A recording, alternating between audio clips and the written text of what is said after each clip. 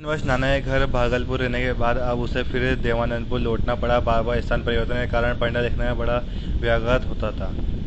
आवारगी भी बढ़ती थी लेकिन अनुभव भी कम नहीं होते थे। भागलपुर में रहते हुए नाना प्रकार की शरारतों के बावजूद शरद ने सदा अच्छा लड़का बनने का प्रयत्न किया था।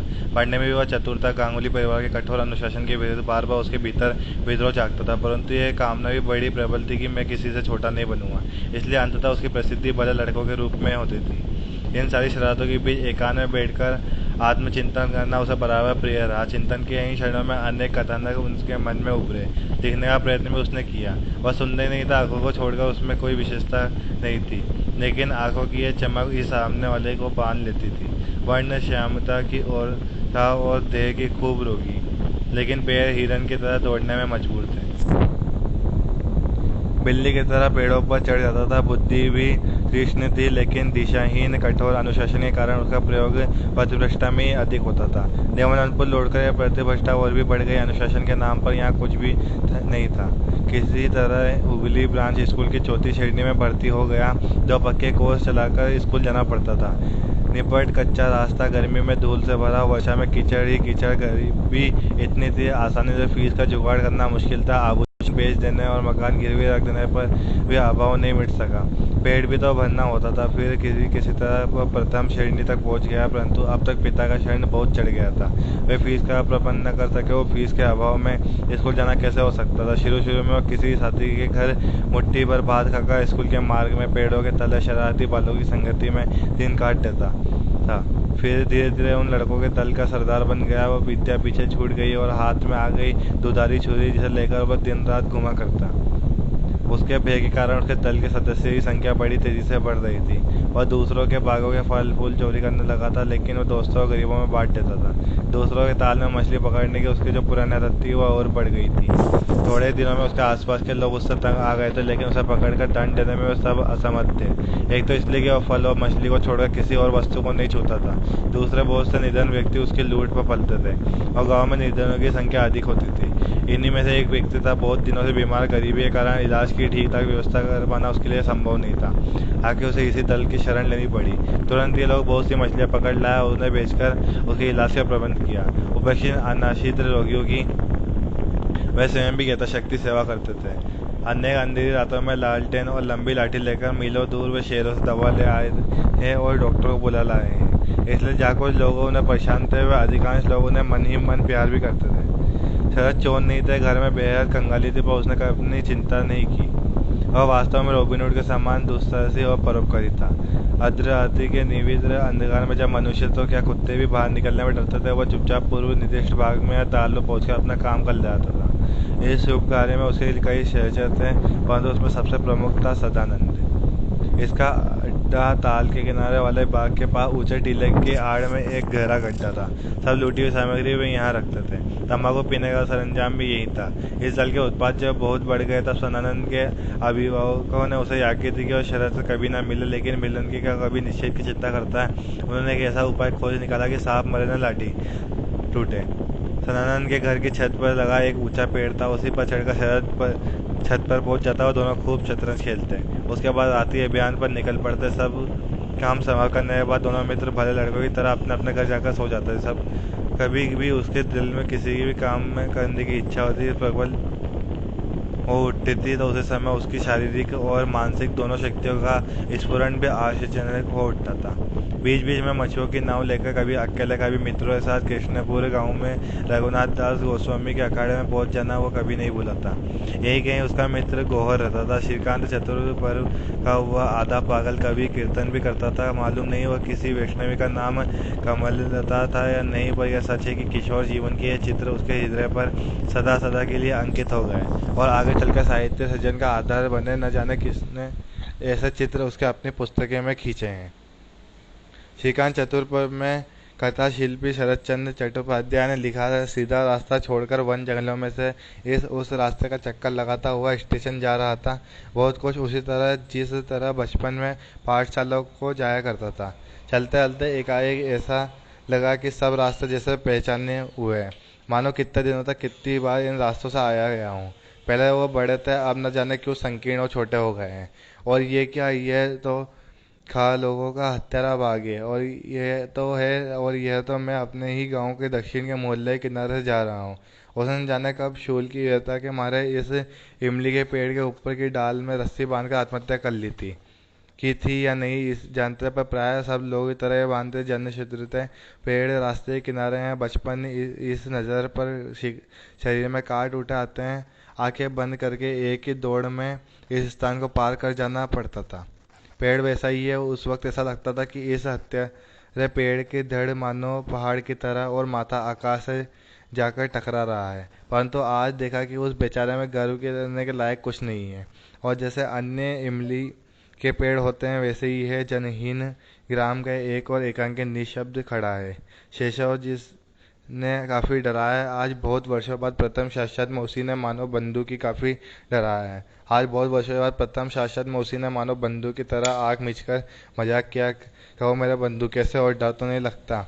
मेरे पास जाकर परम स्नेह के साथ उसके शरीर पर हाथ फेरा। मन ही मन कहा, अच्छा हूँ भाई, डर क्यों लगेगा, तुम तो बचपन के पड़ोसी हो, मेरा आत्मीय। संध्या प्रकाश बूझता जा रहा था। मैंने विदा लेते हुए कहा, भाग्य अच्छा था कि अचानक मुलाकात हो गई। अब जाता हूँ बंधु। ये इन्हीं दिनों का चित्र तो है। केवल मुंशी लोगों का हत्यारा बाग खां लोगों को हत्यारा बाग हो गया था। ये पंक्तियां लिखते समय उसने अपना बचपन जैसा आंखों में जी उठा था। गल पे गढ़कर सुनाने की उसकी जन्मदाता प्रतिभा भी इस समय खूब पल्लवित हो रही थी। 15 वर्ष की आयु में वो इसी अल्लाह में पारंगता हो चुका था और उसकी ख्याति गांव भर में फैल चुकी थी। इसी कारण शायद स्थानीय जमींदार व गोपाल दत्त मुंशी उसके बहुत स्नेह करते थे। इनका पुत्र अतुल चंद्र जब कलकत्ता में एमए में पढ़ता था, वह भी शरद की गल्प गढ़ने की कला की बहुत प्रसन्न था और उसे छोटे भाई की तरह प्यार करता था। कभी कभी उसे थिएटर दिखाने के लिए कलकत्ता ले जाता और कहता, तुम ऐसी कहानियाँ लिखा करो, मैं तुम्हें थिएटर दिखाने ले जाऊँगा। दिखाने के बाद कहता, अच्छा तुम इसी कहानी की लिख सकते हो। शरद ऐसा बढ़िया कहानी लिखता और अतुल चकित रह जाता। यही था। लिखते लिखते एक दिन उसने मौलिक कहानी लिखनी शुरू कर दी। वह कौन सा दिन था, किस समय और कहाँ बैठकर उसने लिखना शुरू किया, कोई नहीं जानता। पर उस कहानी का नाम था काशीनाथ। काशीनाथ उसका गुरु भाई था। उसी के नायक बनाकर उसने कहानी शुरू की थी, लेकिन वह नाम ही नायक था। शायद काशीनाथ का रूप रंग भी वैसा होगा, पर घर जमाई कैसा होता है उसने पिता को ससुराल में रहते देख कर जाना था। शेष कथानक का आधार भी कोई देखी या पढ़ी हुई घटना हो सकती है। उस समय वो छोटी सी कहानी थी। बाद में भागलपुर में उसने फिर से लिखा। काका बसा और कोरेल ग्राम, दो और कहानियाँ इसी समय उसके मस्तिष्क में उभरी थी। कुछ और कहानियाँ भी उसने लिखी होंगी, पर यही कुछ नाम कला की क्रूर दृष्टि से बचे रह सके। सूक्ष्म पर्यवेक्षण की प्रवृत्ति उसने बचपन से ही थी। जो कुछ भी देखता उसकी गहराई में जाने का प्रयत्न करता और यह अभिज्ञता उसकी प्रेरणा बन जाती। गांव में एक ब्राह्मणी की बेटी थी, बाल विधवा नाम से उसका नीरू। 32 साल की उम्र तक कोई कलंक उसके चरित्र को छू भी नहीं पाया। सुशीला, परोपकारी, धर्मशील और कर्मठ होने के नाते वह प्रसिद्ध थी। रोग में सेवा, दुख में सांत्वना, अभाव में सहायता, आवश्यकता पड़ने पर मेहरी का काम भी करने के में संकोच नहीं करती थी। गांव में एक भी ऐसा घर नहीं था जिससे उसके लिए किसी न किसी रूप में सहायक न पाई हो। शरद उसे दीदी कहकर पुकारता था। दीदी भी उसे बहुत प्यार करती थी। दोनों एक ही पर दुख कातर जाति के व्यक्ति थे न। इसी दीदी का 32 वर्ष की उम्र में अचानक एक बार परदेशकलन हुआ। गांव के स्टैंड का परदेसी मास्टर उसके जीवन को कलंकित करके न जाने कहाँ भाग खड़ा हुआ। उस समय गांव वाले उसके सारे उपकार, सेवा, टहल सब कुछ भूल गए। उन हितहीन लोगों ने उसका बहिष्कार कर दिया। उसे बोलना चालना तक बंद कर दिया। बेचारी एकदम ऐसे उठी, स्वास्थ्य दिन पर दिन गिरने लगा, यहाँ तक कि वर्णासन हो गई। इस हालत में भी कोई उसके मुंह में एक बूंद पानी डालने के लिए नहीं आया। किसी ने उसके दरवाजे पर झांकन तक नहीं, जैसा कभी थी ही नहीं। शरद को भी ये आज्ञा थी कि वो नहीं जाए, लेकिन उसने कहा, कभी कोई आज्ञा मानी। रात के समय छिपकर उसे देखते रहता। उसके हाथ पे सहला दिया करता, कहीं से एक दो फल लाकर खिला आया करता। अपने गांव के लोगों के हाथों इस प्रकार पेशाची के दंड पाकर भी नीरू दीदी ने कभी इसके खिलाफ कोई शिकवा शिकायत नहीं की। उसकी अपनी लज्जा का कोई पार नहीं था। तो अपने को अपराधी मानती थी और उसे दंड को उसके लिए हंसते हंसते स्वीकार किया था। उसकी दृष्टि में वही न्याय था। शरद का चिंता दूर मन इसी बात को समझ गया कि अपने अपराध का दंड उसने स्वयं ही अपने को दिया है। गांव के लोग तो उपलक्ष्य मात्र है। उसने इन्हें माफ कर दिया है, लेकिन अपने को नहीं किया था। जब वो मरे तो किसी भी व्यक्ति ने उसकी लाश को नहीं छुआ। डोम उसे उठाकर जंगल में फेंका है। सियार कुत्ते ने उसे नोच नोच कर खा लिया। और यहीं पर उसने विलासी कहानी की मृत्युंजय को सपेरा बनते देखा था और उसके स्कूल में पढ़ता था। वह तीसरा कक्षा से आगे नहीं बढ़ सका। एक चाचा के अतिरिक्त उसका और कोई नहीं था, लेकिन वह चाचा ही उसका परम शत्रु था। उसके बड़े बाप को उसकी दृष्टि थी, चाहता था कि मरे तो बाप कटे, इसलिए रोगी हो जाने पर उसे मृत्युंजय की जरा भी खोज खबर नहीं लगी। तड़प तड़प कर मर जाता बेचारा, यदि एक बूढ़ा ओझा उसकी लड़की सेवा करके उसे बचा न लेते। इस लड़की का नाम था विलासी। इस सेवा टहल के बीच वो उससे बहुत पास आ गई, इतनी कि उसने अपनी पत्नी के रूप में स्वीकार कर लिया। पर समाज के ठिकाने सब कैसे सह सकते। उन्होंने मृत्युंजय को समाज से बाहर निकाल दिया, लेकिन मृत्युंजय ने इसकी चिंता नहीं की। उसे अपमानित किया गया, पीटा गया, परंतु न तो उसने प्रायश्चित ही किया, न विलासी को घर से निकाला। उसे देखकर वह दूर जंगल में जाकर रहने लगा। वहीं रहकर वह सांप पकड़ता और जीविका चलाता। सिर पर गेरे हुए रंग की पगड़ी, बड़े बड़े वाले मोची दाढ़ी, गले में रुद्राक्ष और कांच की माला। उसे देखकर कौन कह सकता था कि वह कायस्थ कुल के मृत्युंजय है। सर छिप छिप कर उसके पास जाता, उसके सांप पकड़ना, जहर उतारने का मंत्र, सभी कुछ उसे सीखा। एक दिन एक जहरीला नाग पकड़ते हुए मृत्युंजय चूक गया। नाग ने उसे डस लिया, उसको बचाने के सारे प्रयत्न बेकार हो गए। 7 दिन मौन रहने के बाद विलासी ने आत्महत्या कर ली। वर्षों बाद कथा शिल्पी शरदचंद्र ने लिखा, विलासी का जिन लोगों ने मजाक उड़ाया था, मैं जानता हूँ वे सभी साधु गृहस्थ और साध्वी गृहिणियों थी। अशेष स्वर्ग और सती लोग उन्हें मिलेगा, यह भी मैं जानता हूँ। पर वह सपेरे की लड़की जब एक पीड़ित और अगत रोगी का तिल तिल कर जीत रही थी, उसके उस समय एक गौरव के एक कण भी शायद आज तक उसमें से किसी ने आंखों नहीं देखा। इतने हो सकता है कि एक बहुत तुच्छ आदमियों के तो उसके हृदय को जीत कर उस पर कब्जा करने का आनंद तुच्छ नहीं था। उसकी वह संपन्नता तो मामूली नहीं थी।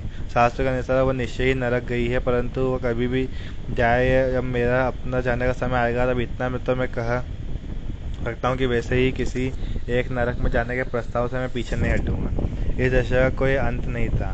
इन्हीं को देखकर उसने सोचा कि मनुष्य में जो देवता है उसका इतना तिरस्कार मनुष्य अपने ही हाथों से कैसे करता है। इन्हीं प्रश्नों ने उसे पर्यवेक्षण शक्ति को तीव्रता दी और दिया संवेदन। इसी संवेदन ने उसे कहानीकार बना दिया।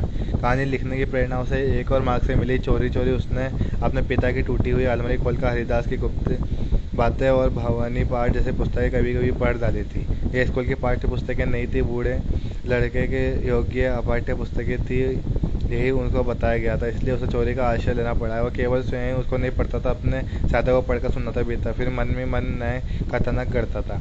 इसी टूटी हुई अलमारी में से उसने अपने पिता की लिखी हुई अधूरी कहानियां भी खोज निकाली और उसको अगर पढ़ना शुरू करता, परंतु अंत तक बोलना कोई मार्ग ही पिता ने नहीं छोड़ा था। पाषाण होकर वो उठता, बाबा इसे पूरा क्यों नहीं करते तो कैसा होता।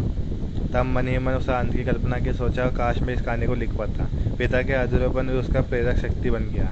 अभिज्ञता प्राप्त करके मार्गों में उसके लिए कोई कमी नहीं थी। घर का घोर दारिद्र्य बार बार उसके भाग जाने के लिए प्रेरित करता था। यात्रा दल के अतिरिक्त कभी कभी वह यूं घर से निकल पड़ता। एक दिन सुप्रसिद्ध सोलिसिटर गणेश चंद कहीं से कलकत्ता लौट रहे थे। उस देखा उन्हें डब्बे में एक 13-14 वर्ष का लड़का चढ़ आया है। पहनावे से अत्यंत दरिद्र घर का मालूम होता है। बड़े स्नेह से उन्होंने अपने उसके पास बुलाया। बात करने लगा, पता लगा कि वह लड़का उनके एक मित्र के नाती है। क्रांतिकारी बिपिन बिहारी गांगुली के पिता अक्षयनाथ ही उनके मित्र थे। वह रिश्ते में शरद के नाना लगते थे। कलकत्ता पहुंचे गणेश चंद ने शरद को अक्षयनाथ के घर भेज दिया। देवानंदपुर में रहते हुए एक बार फिर वह लंबी यात्रा पर निकल पड़ा। इस बार उसका गंतव्य स्नान था पूरी। यह जाना अनायास और अकारण ही नहीं था। एक परिवार में उस लोगों का घनिष्ठ परिचय था। उसकी स्वामिनी शरद से आयु में बहुत बड़ी थी और उसके बहुत स्नेह करती थी। अचानक वो बीमार हुई। पति कहीं दूर काम करते थे। किशोर शरद जैसा कि उसका स्वभाव था, मन प्राण से उसकी सेवा में जुट गया। तब एक ऐसी घटना घटी कि उसके गलत समझ बैठा। उसे इतनी गिलानी हुई कि घर से निकल पड़ा। चलते चलते उसके शरीर थक गया। न जाने खाने की व्यवस्था, न ठहरने की स्वीकृति। परिणाम यह हुआ कि तीव्र ज्वर से उसे जकड़ लिया। उसे एक पेड़ के नीचे आश्रय से लेने का विवश होना पड़ा। उस समय एक विद्या उधर से निकली। शायद उसने पानी मांगा था कि वह करा था और तुरंत उसके पास गई। छूने पर उसका हाथ जैसे तपते तवे पर पड़ा हो। करुणा देती वो बोल उठी, हाय राम, तुझे तो तेज ज्वर है। वो उसे अपने घर ले गई। कई दिन तक उसकी ममतापूर्ण सेवा शुश्रूषा के बाद ही उसे ज्वर से मुक्ति मिल सकी। परंतु तभी एक और ज्वर में वो फंस गया। उस विधवा का एक देवर था और एक था बहनोई। देवर चाहता था कि उसकी होकर रहे। बहनोई मानता था कि उस पर उसका अधिकार है, लेकिन उन्हें किसी के पास नहीं रहना चाहती थी। एक दिन दुखी होकर उसने शरद से कहा, तुम अब ठीक हो गए हो, चलो मैं तुम्हारे साथ चलती हूँ। और कहीं जाने के वो चुपचाप उसके साथ निकल पड़ी। इस निकल पड़ने के पीछे मात्र मुक्ति की चाह थी, लेकिन वो अभी कुछ ही दूर चाहे थे कि उसकी विधवा के दोनों प्रेमी वहां पहुंचे। उन्होंने किसी से कुछ नहीं कहा, जी भरकर शरद को पीटा और चीखती चिल्लाती विधवा को वापस ले गए। फिर इसका क्या हुआ शरद कभी नहीं जान सका, लेकिन वो समझ गया कि एक दूसरे के विरोधी होते हुए भी लुच्चे लफंगों में एक होता है, और भले लोग अधिक होते हुए भी एक दूसरे से छिटके रहते हैं। कथा शिल्पी शरदचंद्र के प्रसिद्ध उपन्यास चरित्रहीन का आधार ही घटनाएं बनी, और इस समय उसकी रूपरेखा उसके मस्तिष्क में उभरी। वह पूरी के मार्ग पर आगे बढ़ गया। फिर गाँव में आतिथ्य लाभ कर जब वह घर लौटा तो उसका चेहरा इतना विकृत हो गया था कि पहचान तक न जाना था। सुना गया कि प्रसिद्ध गणितज्ञ पी वसु के घर उसने आश्रय लिया था। एक आध बार चौक डाकुओं के दल भी पड़ जाने की बात सुनी जाती थी। असल में वो इतनी दुस्साहसी था कि उसके बारे में नाना प्रकार की कथाएं चल निकली थी। उसका स्वभाव था कि अपने मन की बातें कभी कभी किसी से न कहे, परंतु अभिनय करता उसे खूब आता था। झूठ को सच बनाकर चलाने की कला में वह निष्णात था। इस सब अभिज्ञता के पीछे परिवार की स्थिति थी जो सचमुच बहुत खराब हो चुकी थी। दादी का देहांत हो चुका था। वो किसी तरह परिवार को मारने की रक्षा करती आ रही थी। अब वो सबके सामने एक बहुत बड़ा शून्य था। कर्ज मिलने की एक सीमा होती थी। निश्चय ही शुभदा की कृष्णा बुआ की तरह किसी ने कहा होगा, अपने बाप से कुछ उपाय करने को कुछ कमाने को कहो, नहीं तो मैं दुखी गरीब रुपये में पैसा कुछ न दे सकूंगी। इस प्रकार दरिद्रता और अपमान को सहन करने को उसकी माँ की शक्ति सीमा का अतिक्रमण कर गई थी। वह जाए तो कहा जाए। उसके माता पिता कभी के स्वर्गवासी हो चुके थे। परिवार छीने भिन्न हो गया था। भाइयों की आर्थिक स्थिति जरा भी उत्साहजनक नहीं थी। फिर भी जब उसके लिए देवानंदपुर में रहना असंभव हो गया था, तो डरते डरते उसके अपने छोटे काका अकबरनाथ को चिट्ठी लिखवाई। अकबरनाथ उतना दिया, चले आओ। शरद फिर देवानंदपुर नहीं लौटा। उसके सारा जीवन घोर दारिद्र्य और अभाव में ही बीता। माँ और दादी के रक्त और रसों से इस गांव का पटघाट भिगे हुए। दरिद्रता के जो भयानक चित्र कथा शिल्पी शरद ने सुभद्रा में खींचे, उनके पीछे निश्चय ही उनकी यह अभिज्ञता रही है। इसी यातना की नींव में उसकी साहित्य साधना का बीजारोपण हुआ। या उसने संघर्ष और कल्पना से प्रथम परिचय पाया। इस गांव के क्षण से वह कभी मुक्त नहीं हो सका।